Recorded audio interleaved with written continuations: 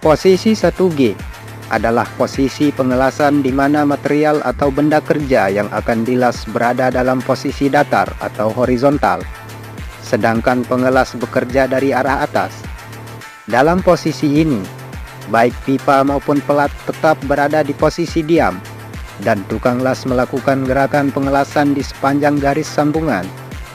Posisi ini biasanya dianggap sebagai posisi pengelasan yang paling mudah, karena gaya gravitasi bekerja sama dengan pengelas, menjaga logam cair tetap pada tempatnya. Tetapi tetap saja, Anda belum live.